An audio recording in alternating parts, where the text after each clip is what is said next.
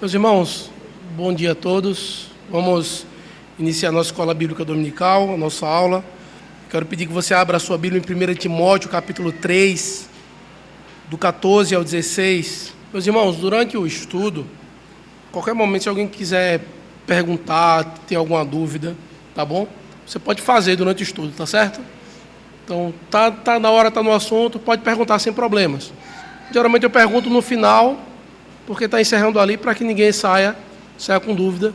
Mas durante o estudo, se você tiver alguma dúvida, alguma pergunta, pode fazer, tá certo?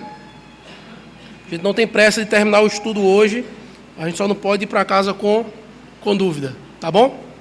1 Timóteo, capítulo 3, do 14 ao 16, diz assim a palavra do Senhor.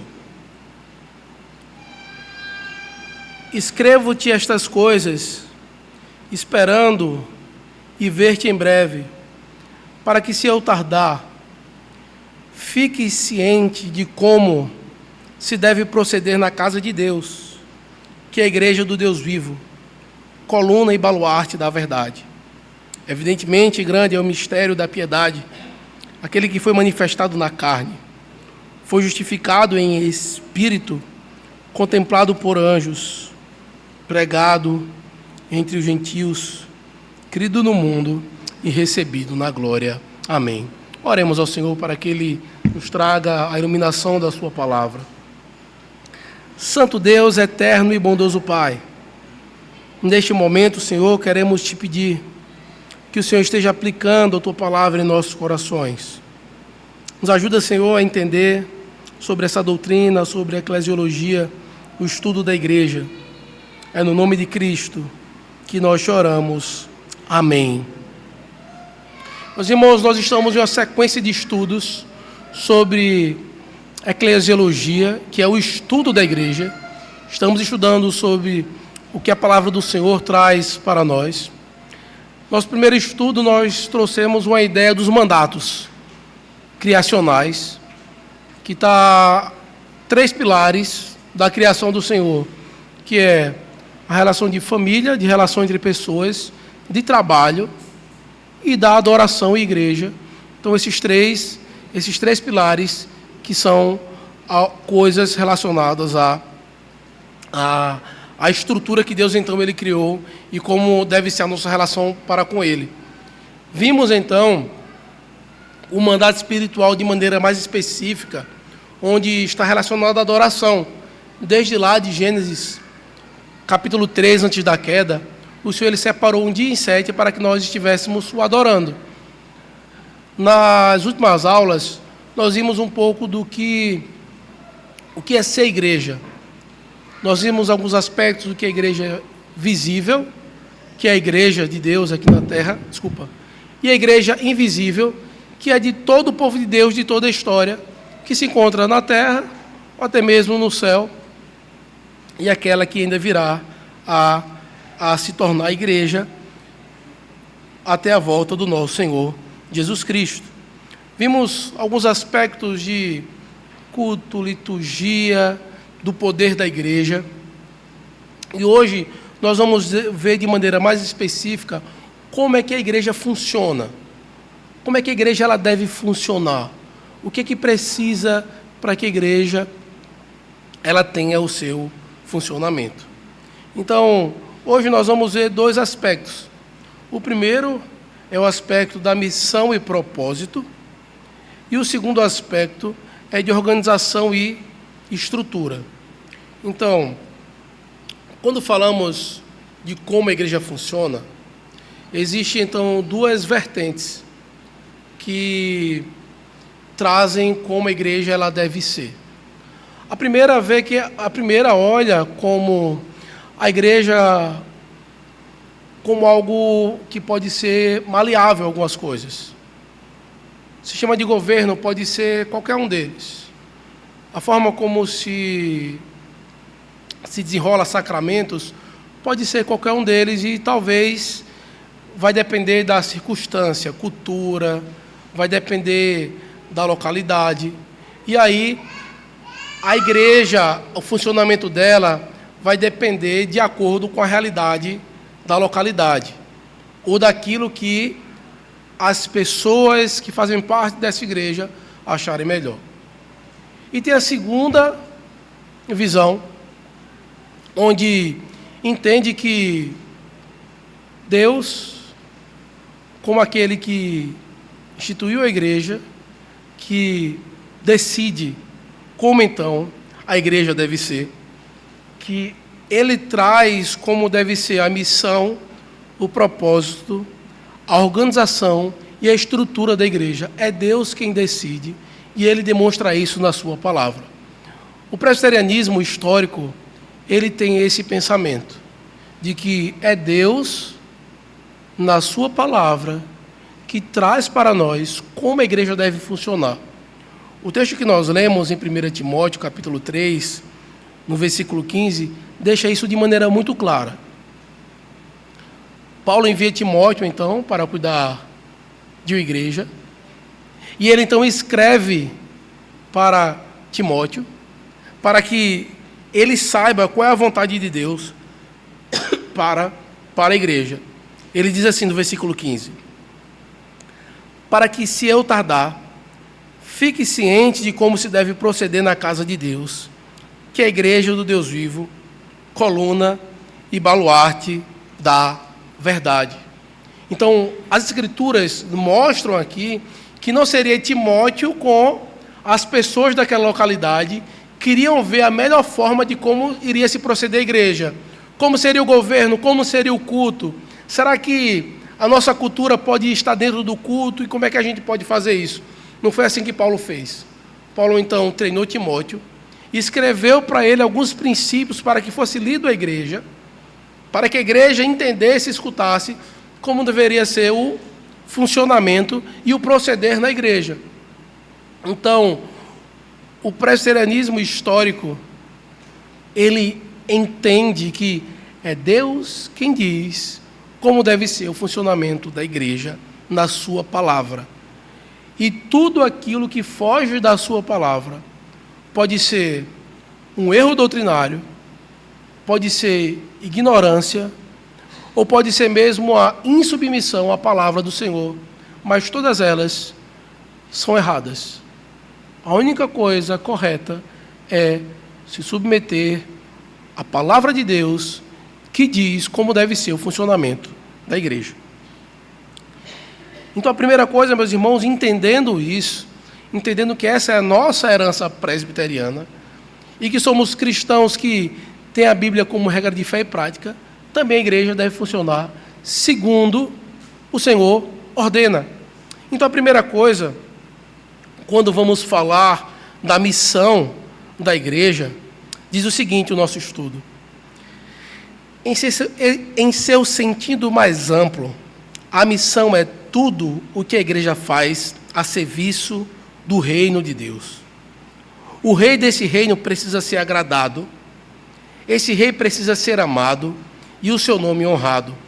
A missão da igreja se resume em fazer o seu rei ser glorificado.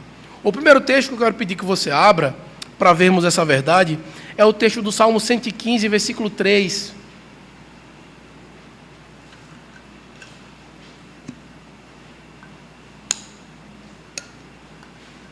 Se alguém achar, pode ler, por favor.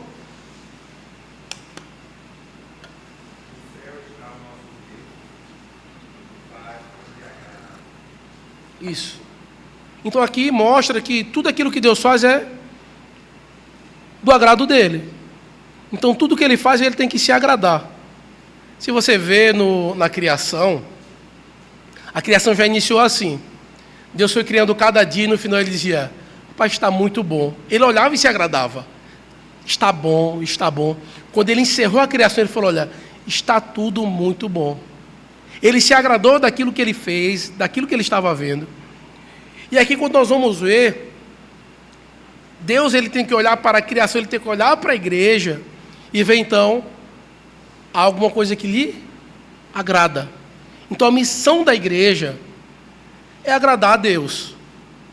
É agradar a Ele. É que Ele seja agradado naquilo que nós estamos a fazer. Outro texto que eu quero pedir que você abra é o texto de Isaías, capítulo 48, versículo 9 e 11.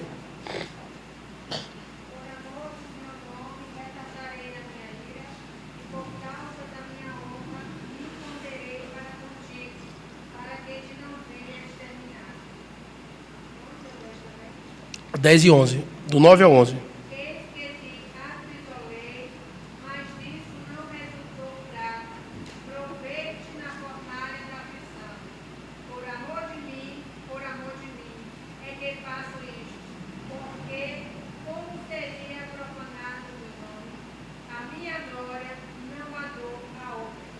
Isso. Então, o Senhor aqui, ele traz esse princípio em que ele fala, olha, por amor ao nome dele e em honra. Então, a missão da igreja é amar a Deus, amar o seu nome, acima de todas as coisas, e trazer a honra devida a esse Deus. Porque isso, muitas vezes, sendo óbvio, sendo algo claro, porque a palavra do Senhor fala, porque dele, por ele e para ele são todas as coisas, a ele pois a glória eternamente. Amém. Então o que a igreja tem que fazer? Glorificar a Deus, honrar a ele, agradar. Só que se perguntássemos, talvez, você pode até ter uma ideia diferente, ou ter ouvido diferente, mas quando fala, qual é a missão da igreja? As pessoas logo falam assim, evangelizar. Qual é a missão da igreja? É pregar o evangelho para o mundo. Qual é a missão da igreja? É converter esse mundo de trevas em luz. Isso é uma consequência da missão primária da igreja. A igreja glorificando a Deus, por meio de um culto verdadeiro, ela vai estar proclamando o evangelho. Por meio da vida cristã, em honra ao nome do Senhor, ela vai estar dando um testemunho do evangelho e vai estar sendo luz. Mas a missão da igreja não é se preocupar com o mundo ou com os ímpios. A missão da igreja está intimamente ligada em fazer Deus ser agradado, em Deus ser louvado. E aí, nisso, nós acabamos evangelizando, nós acabamos dando testemunho aí fora, que as pessoas olham e dizem, olha, realmente, esse povo está sendo luz. Mas por quê? Não com a intenção ou missão da igreja, uma preocupação em evangelizar o mundo. É uma consequência. Então, a consequência do nosso objetivo não é o nosso objetivo. São coisas que trazem um resultado. Então, quando nós olhamos para a missão da igreja dessa forma, nós acabamos mudando um pouco a nossa linguagem em vários aspectos de como a igreja funciona. Por quê? O que é que se fala muito? A igreja não sai das quatro paredes. Por que essa afirmação ela é dita? Porque muitas vezes há um entendimento de que a missão da igreja é lá para fora. Mas a missão da igreja é onde? É aqui. Não nesse local, de maneira específica, mas é onde esse povo está reunido. Onde esse templo, esse novo santuário, que é construído por meio de pedras vivas, e essa pedra somos nós, essas pedras somos nós. Dentro, então, desse povo unido como uma cidade compacta, por meio da adoração, nós anunciamos que Deus é misericordioso e que Ele é fiel. Então, o que acontece muitas vezes? Nos preocupamos com fora, com levarmos o Evangelho, e isso não quer dizer que nós não devemos fazer, mas que a prioridade é adoração e agradar a Deus no culto, em nossa vida, seja a relação social, familiar, ou com o que nós vivemos, ou no trabalho, e por meio da adoração. E aí acaba que as consequências disso traz então essa mudança, esse anúncio do Evangelho. E aí eu quero pedir que você abra a sua Bíblia no livro dos Salmos.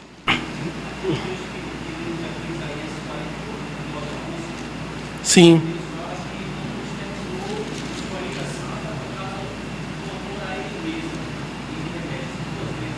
Isso.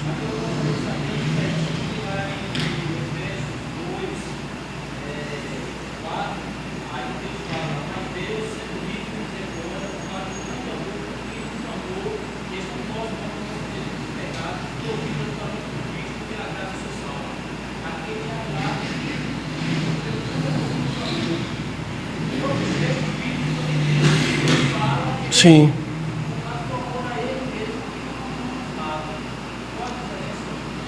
Não há diferença, não. Tem uma palavra difícil aqui no texto de Isaías 43, que diz assim, acrisolei. Deixa eu achar aqui, viu? Foi 43, de 9 a 11, não foi que a gente leu? No 10, né?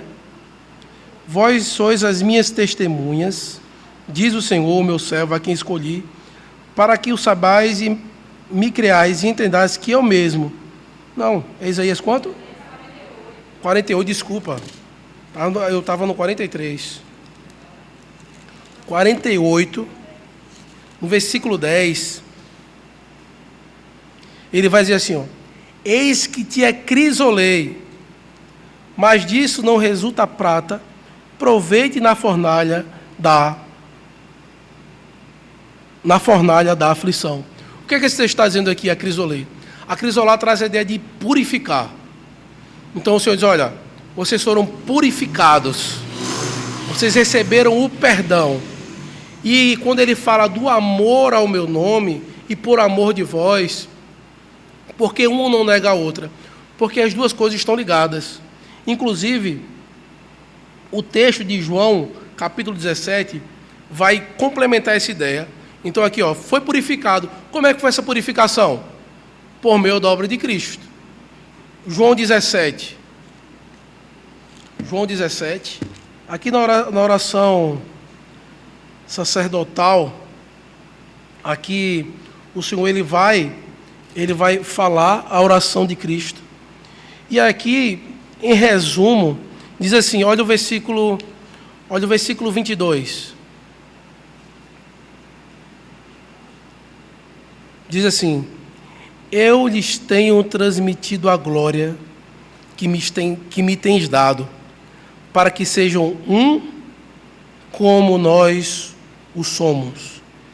Eu neles e tu em mim, a fim de que sejam aperfeiçoados na unidade, para que o mundo conheça que tu me enviaste e os amaste, como também amaste a mim. O Senhor está dizendo, olha, por amor do meu nome, por isso que eu não fiz. Aí Cristo vem na sua obra, e o que é que Cristo conquista para nós? Para que o amor que ele recebe, nós também recebamos esse amor. Porque nós somos amados por Deus, por conta do que Cristo fez. É como se a gente fosse amado por tabela. A gente não é amado por aquilo que a gente faz, ou porque nós somos bons, mas só porque Cristo ele conquistou. Por isso que hoje nós somos chamados de quê? De filhos. Por quê? Porque Cristo ele conquistou isso para nós.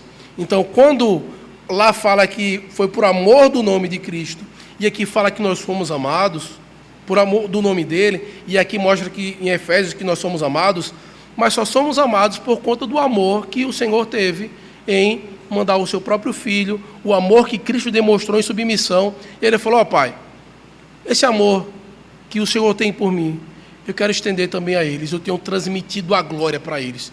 E você vê como a obra de Cristo proporciona para nós algo extremamente grandioso.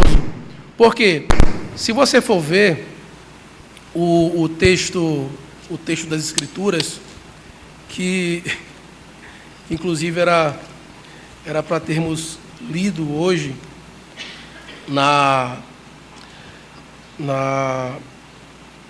liturgia, Mas você vai ver que a palavra do Senhor também tem uma linguagem que diz assim: olha, eu não dou a minha glória a outrem. Você vai ver no Antigo Testamento, vai dizer, olha, eu não dou a minha glória a ninguém. Mas o texto que a gente leu em João 17 diz o que agora? Eu tenho transmitido a glória a eles. A gente agora está sendo participante de algo que somente existia a relação entre o pai e o filho. Por quê? Nós somos constituídos herdeiros e filhos. E não é por amor de nós, por aquilo, aquela ideia, Jesus te ama. Há o amor divino por conta da obra de Cristo. Por conta do amor que o Filho representou ao Pai, que demonstrou ao Pai, por meio de uma obediência. E o Senhor nos ama, não por nossa obediência, mas pela obediência do próprio Cristo. Deu para entender? Então, assim, esse amor que foi demonstrado aí em Efésios, e que nós recebemos hoje, foi por conta da obra de Cristo. Que sem a obra dele, nós estaríamos debaixo da ira divina, mas por conta da obra de Cristo, recebemos então a bondade do Senhor. Tá certo? Respondido? Qual foi, a gente parou onde mesmo? Isaías 48, 9 e 11. E aí qual era o texto que eu tinha pedido para a Bia? Os irmãos lembram? Salmo, qual é o texto do Salmo? Falei não, né? Salmo 92. Deu um branco, viu? Lembrei agora. Salmo 92. Eu estava falando antes a respeito justamente de como, por meio da adoração, aquilo que nós fazemos, estamos cumprindo a missão da igreja. E a ideia de anunciar o evangelho para fora não quer dizer que a igreja tem que começar a fazer evento fora, a evangelização, bater porta em porta, avanço missionário. Salmo 92, versículo 1 e 2. Alguém pode ler, por favor?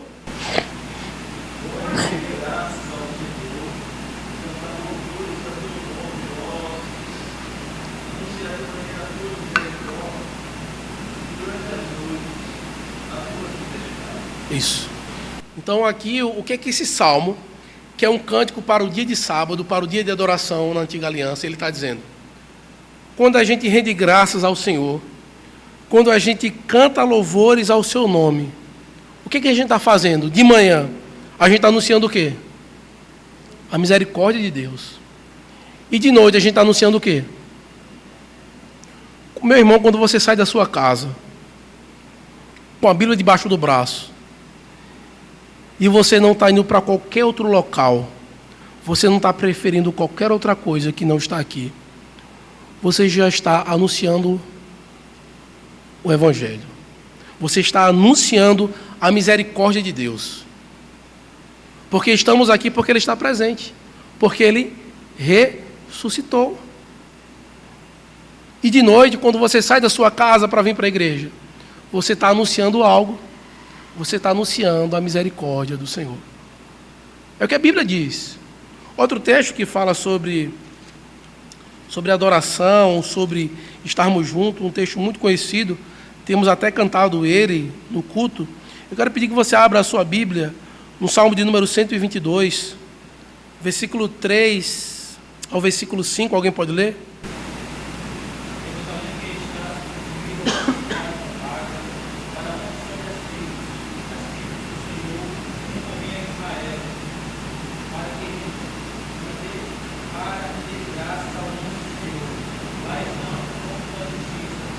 Da casa de Davi. Isso. Então aqui ele está dizendo, olha, alegrei-me quando me disseram, vamos à casa do Senhor. Aí ele para em Jerusalém e ele olha, ele fala, olha, Jerusalém está construída como se fosse uma cidade compacta. Por que ele está dizendo isso? Porque o povo de Israel todo vinha e entrava em Jerusalém e eles estavam ali dentro compactados, juntos, onde as tribos subiam, como convém Israel, porque é o que tem lá? Os tronos de justiça, os tronos da casa de Davi. Então, quando o povo de Israel, ele saía de todo aquele local, que eles estavam espalhados na terra, e eles se juntavam ali em Jerusalém, ali dentro daquela cidade.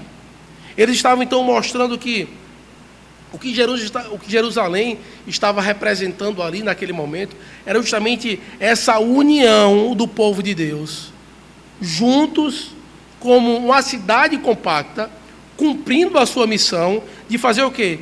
De render graças ao nome do Senhor. O nome que merece ser o quê? Agradado, honrado, amado, mostrando isso. E hoje é o que acontece aqui também, meus irmãos. A Jerusalém de Deus na terra se faz presente em Ibirá aqui nesse momento. Esse povo que vem das suas casas, larga tudo lá, está aqui compactado, subindo e adorando o nome desse Deus, onde está então o trono de justiça, o trono da casa de Davi, que apontava para Cristo, que se faz presente em nosso meio.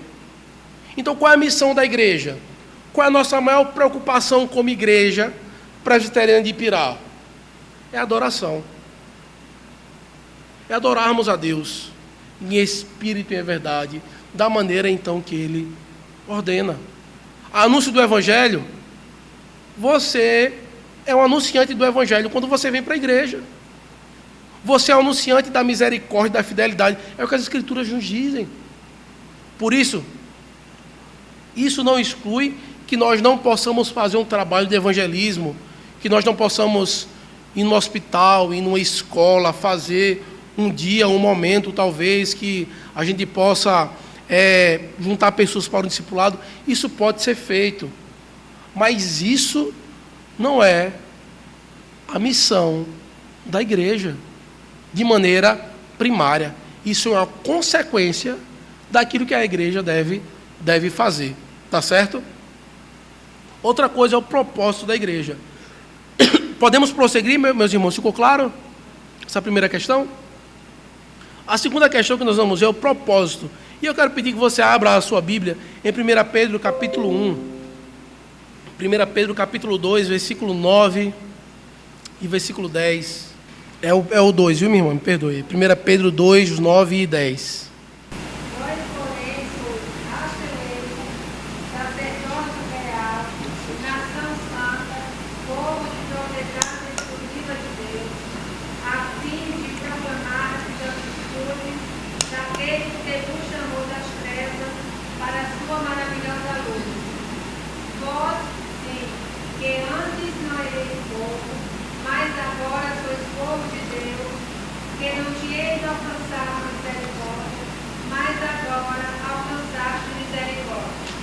Isso. Então aqui ele está dizendo, olha, quem é esse povo?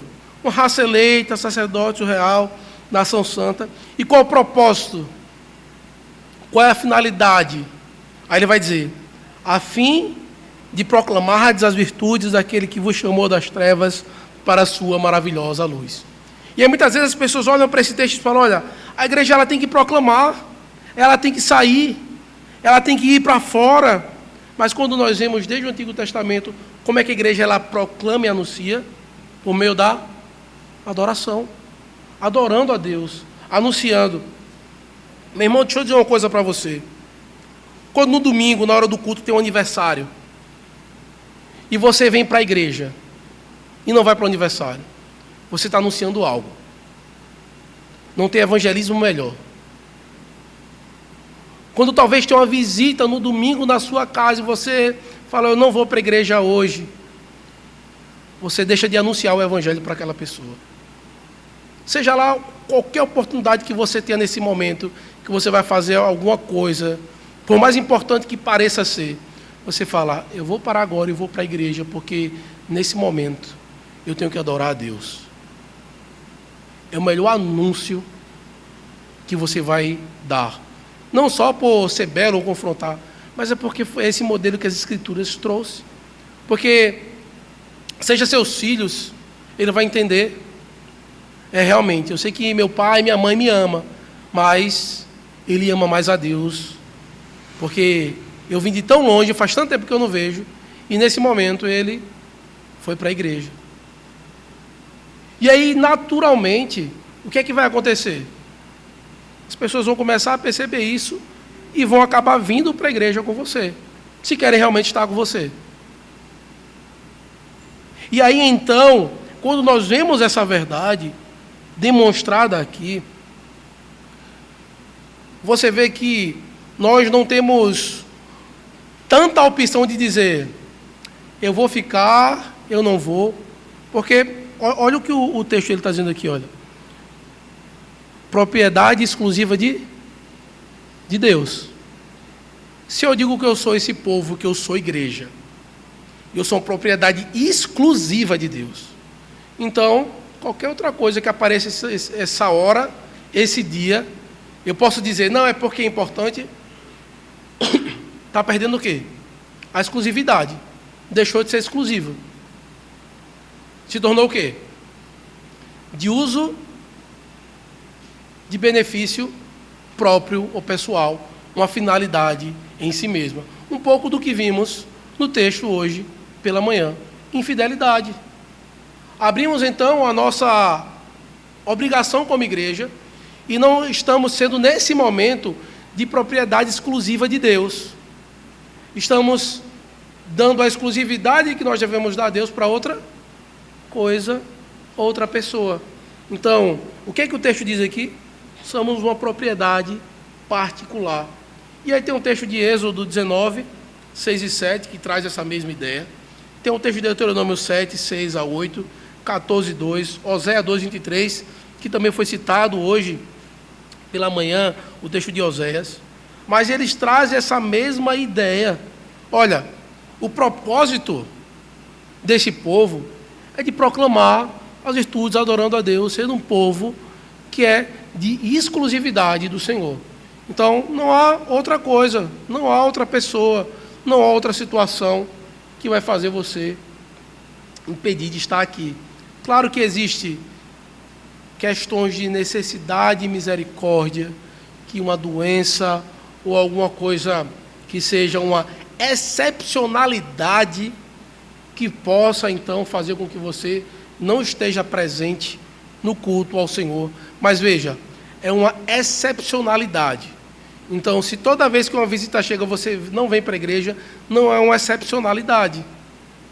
Se toda vez que você está um pouco indisposto, você não vem para a igreja, não é uma excepcionalidade. Então, a exceção é uma coisa que acontece de maneira esporádica ou que não é previsto. Então, chega amanhã, por exemplo, o culto é hoje, chega hoje à noite. Aí na hora de você vir para o culto, alguém adoece, alguém precisa de um socorro, ou muitas vezes estourou um cano na sua casa ali, derrama, você vai ter que resolver. Os irmãos que talvez têm roça, um gado, na hora do culto vai parir um gado foge, ou qualquer coisa do tipo. É uma coisa de excepcionalidade que não está no seu controle. Mas aquilo que você já sabe e prevê e não impede que você esteja no culto, acaba que nós acabamos perdendo o nosso propósito. Tá certo? Então ficou claro sobre missão, propósito? Podemos prosseguir? Pronto. E aqui agora, irmãos, vamos falar da organização e estrutura da igreja. Então, nas últimas aulas, nós falamos, descrevemos bastante sobre esse tema.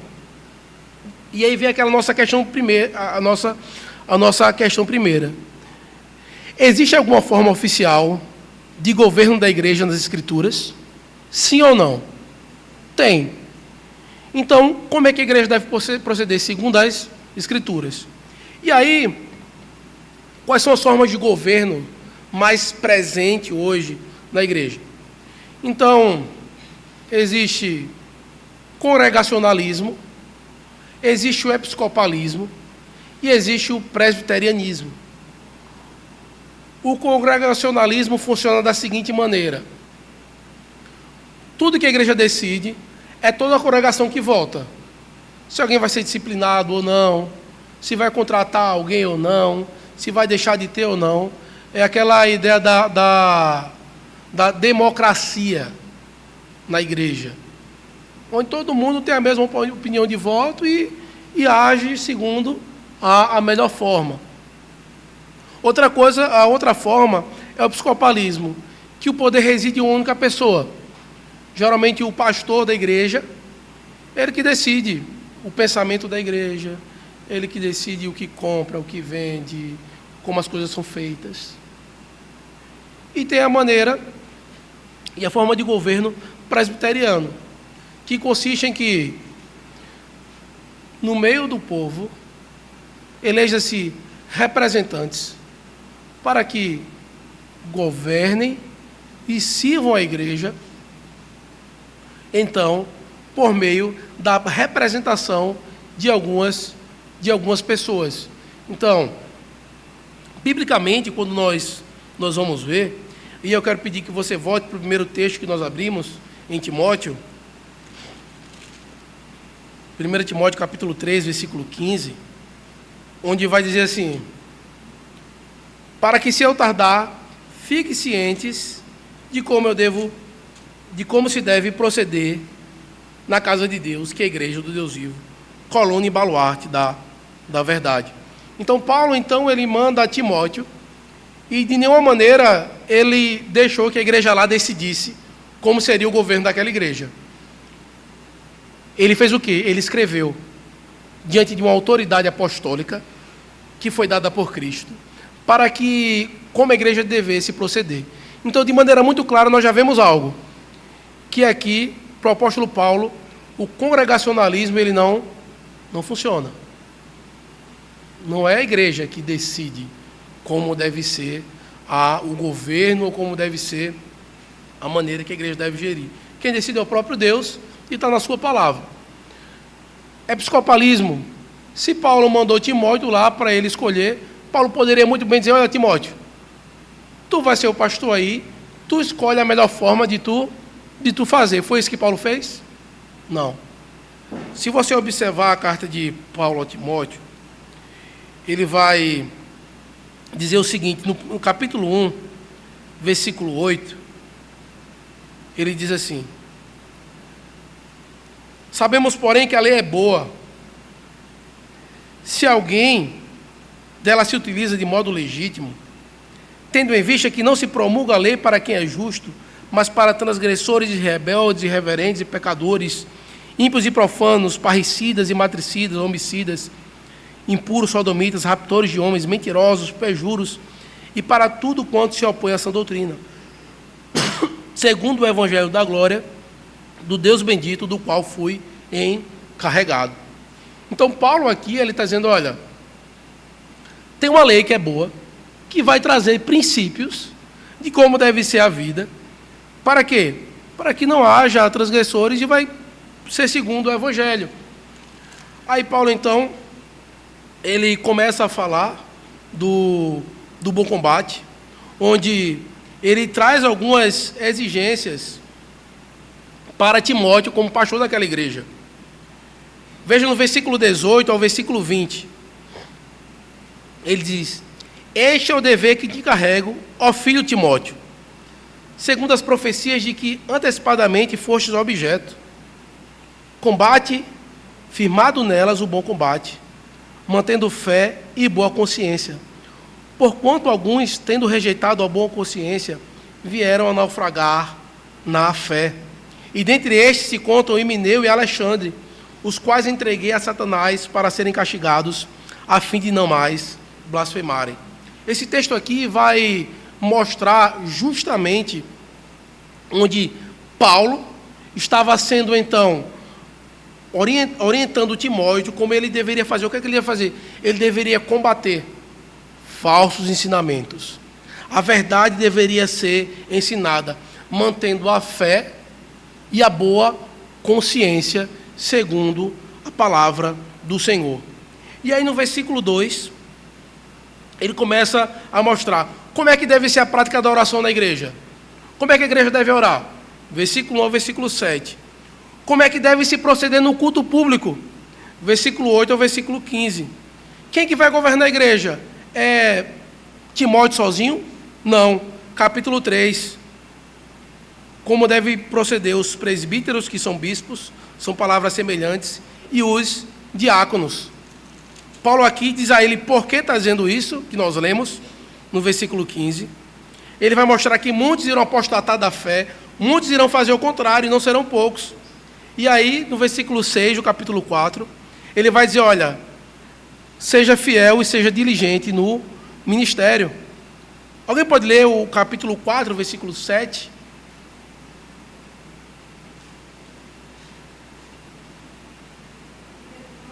Primeiro Timóteo, capítulo 4, versículo 7.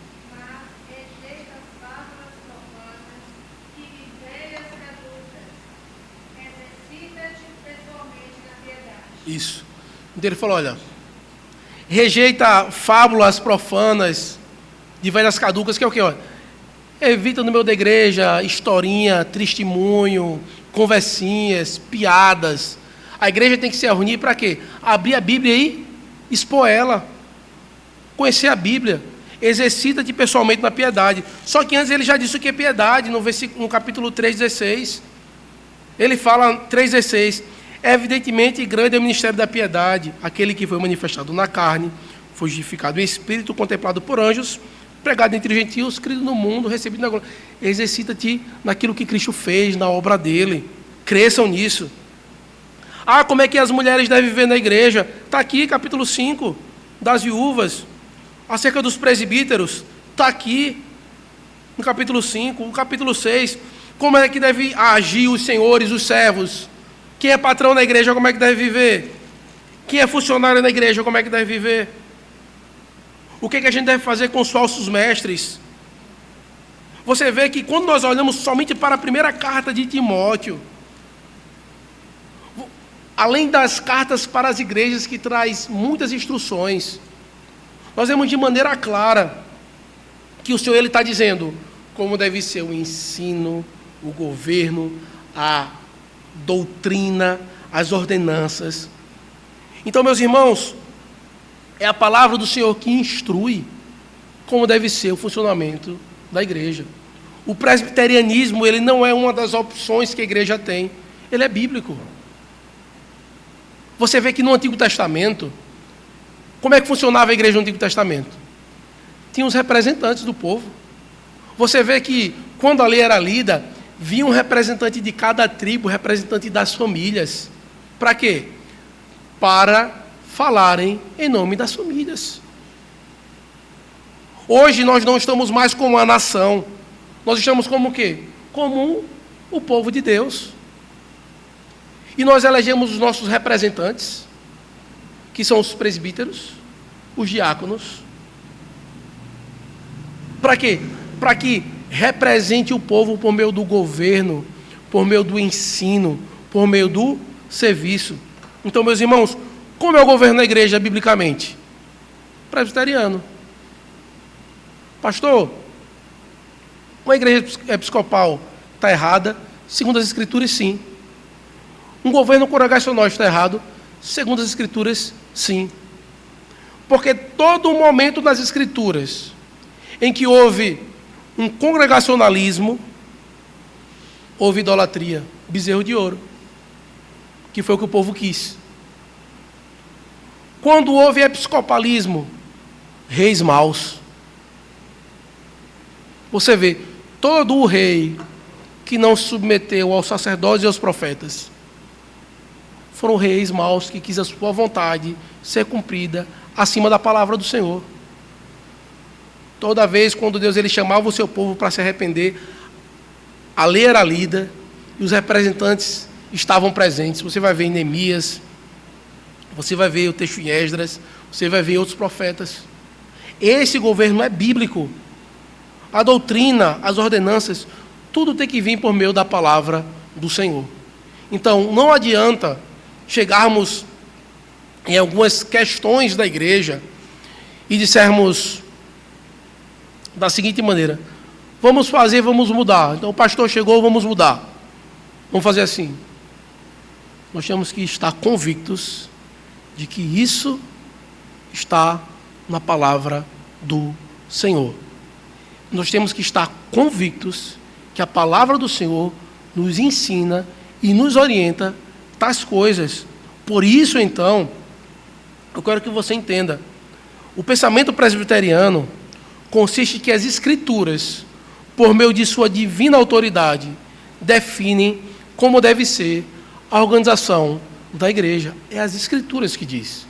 É ela que orienta como deve ser o governo e o funcionamento da igreja.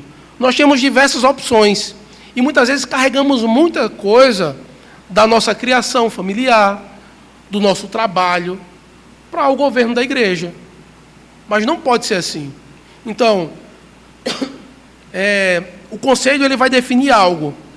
Qual deve ser o pressuposto? O que as Escrituras nos ensinam sobre isso? A igreja vai eleger os seus presbíteros. Como é que eu vou eleger meus presbíteros? O que é que eu me espero de um presbítero? O que é que a Bíblia diz que um presbítero deve ser? Ele é assim? Então eu voto nele. Se não, por mais que seja meu amigo, eu tenho afinidade. Mas se não está condizente com o que as Escrituras diz, nós não podemos fazer. Por quê? Porque quem decide as coisas na igreja é a própria palavra. Então, quando nós olhamos para a organização da igreja dessa maneira, e esse sendo, não é o pensamento presbiteriano, é o pensamento bíblico. Então, o presbiterianismo histórico, ele consiste nisso, em ter as Escrituras como sua regra de fé e de prática. E aí tem duas importantes observações, e aqui eu quero pontuá-las. A primeira é, estão acompanhando aí? Diz assim: ainda que a palavra de Deus contenha instruções suficientes para nos guiar com respeito à constituição e ordem da comunidade cristã, não devemos procurar nas Escrituras uma descrição sistemática do governo da igreja. O que é isso? É que muitas vezes as pessoas olham para as Escrituras e quer que tenha um documento dentro da Bíblia, dizendo passo a passo como deve ser as coisas na igreja. Então nós vimos o texto de Timóteo. Nós olhamos para o texto, analisamos e vimos. Não tem como ter tido congregacionalismo aqui. Tem? Não. Não tem como ter tido episcopalismo aqui. Quando a gente vai ver o sistema aqui, que Paulo está dizendo para Timóteo proceder na igreja, isso aqui, o sistema mais semelhante que nós vemos hoje é o presbiterianismo. Então, nós não iremos ver uma sistematização dessas ideias, como nós vemos na nossa confissão de fé, do capítulo 25 ao capítulo 31, que começa a falar da igreja, dos sacramentos, dos sínodos, dos concílios, mostrando a afirmação doutrinária sendo sustentada pelas Escrituras, tendo as Escrituras como base.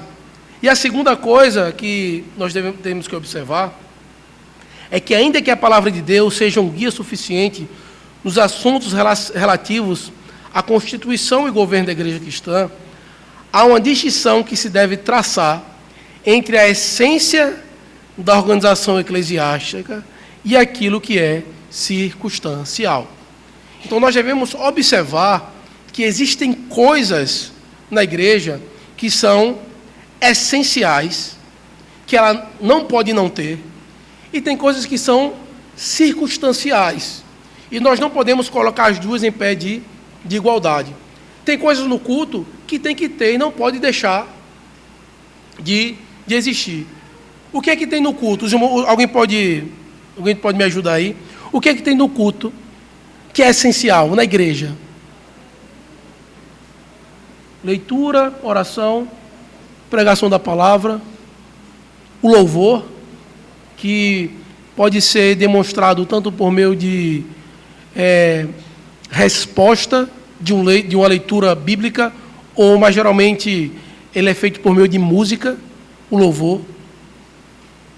O ofertório, um exemplo de coisas que tem no culto. Mas tem coisas que são circunstanciais no culto. Por exemplo, o fato de, no momento da música, ter alguém tocando ou não, é circunstancial. Pode ter ou pode não ter. É justamente onde nós vamos ver essa quarta parte, onde veremos a estrutura da igreja, aquilo que é essencial e aquilo que é circunstancial. Então, aqui, a gente está no culto. O uso de microfone é certo ou errado? É uma coisa circunstancial. Pode ter um microfone, pode não ter. Pode ter uma caixa de som, pode não ter. Isso não é algo que está dizendo que é algo essencial à igreja. É bom ter? É bom ter, porque ouvimos melhor. Temos uma melhor disposição.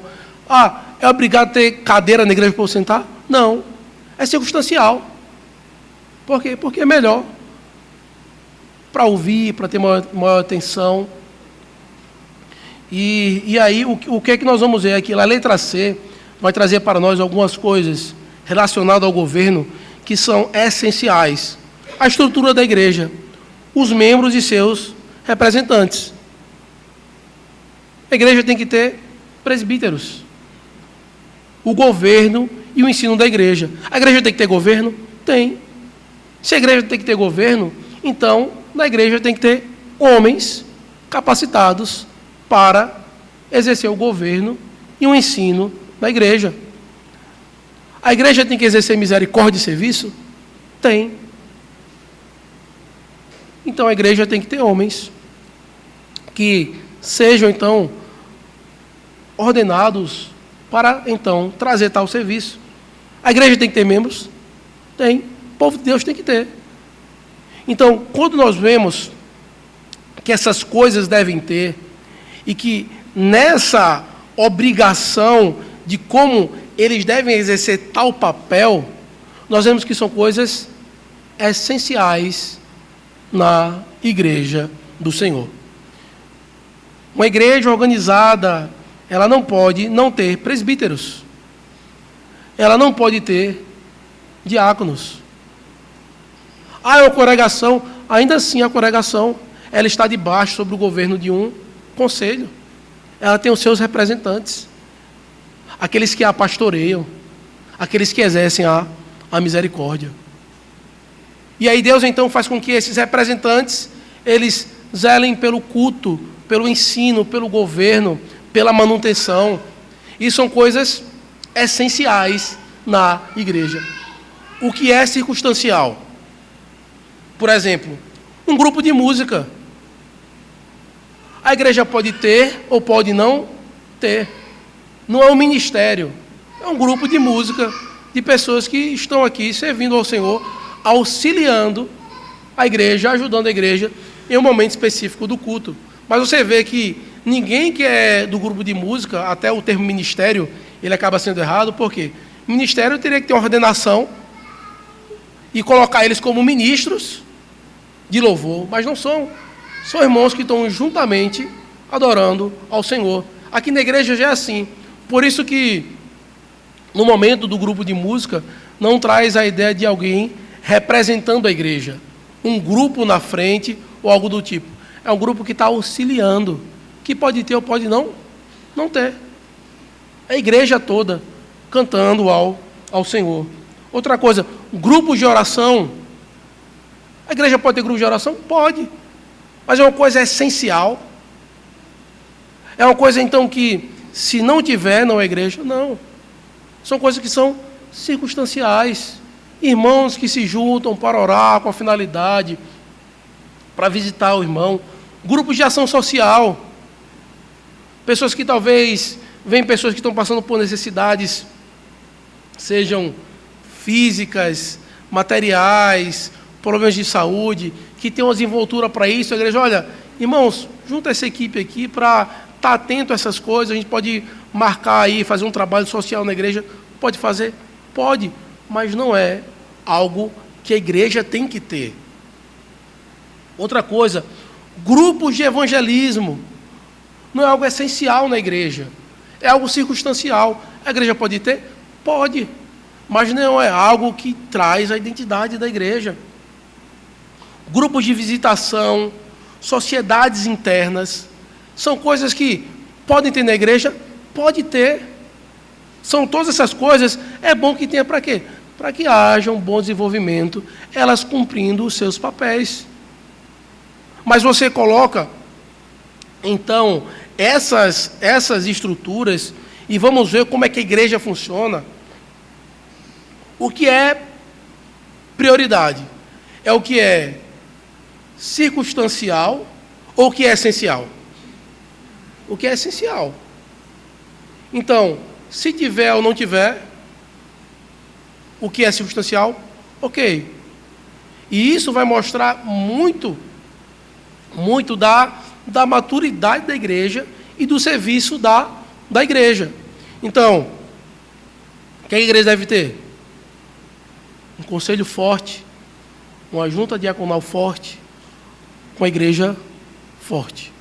Como é que a igreja demonstra que o seu conselho é forte, que a junta diaconal é forte e que a igreja é forte? Um conselho firme na palavra do Senhor. Um conselho que não está preocupado em temer a igreja, mas em temer a Deus. Um conselho que busca servir melhor a igreja, segundo as Escrituras ordenam. Como então uma junta diaconal é forte? Quando eles servem a igreja, quando eles estão zelando pelo povo. Como a igreja demonstra que é forte? Quando a igreja se submete à palavra de Deus, quando a igreja se submete ao conselho da igreja, enquanto eles estão fiéis à palavra do Senhor. Quando a igreja ajuda e dá condições para que a junta diaconal sirva. Não uma igreja que é rebelde contra as autoridades e que dá tanto trabalho à junta diaconal que a junta diaconal não consegue exercer a sua função. Então, a partir disso, nós vemos então que essa estrutura de igreja é a forma então que nós vamos nos fortalecendo, que nós vamos então crescendo e amadurecendo como igreja, segundo a palavra do Senhor, ordena e instrui. Então, a partir disso, meus irmãos, eu quero trazer uma orientação para a igreja. Não me entenda mal, mas de todas as programações da igreja, busque aquelas que são essenciais.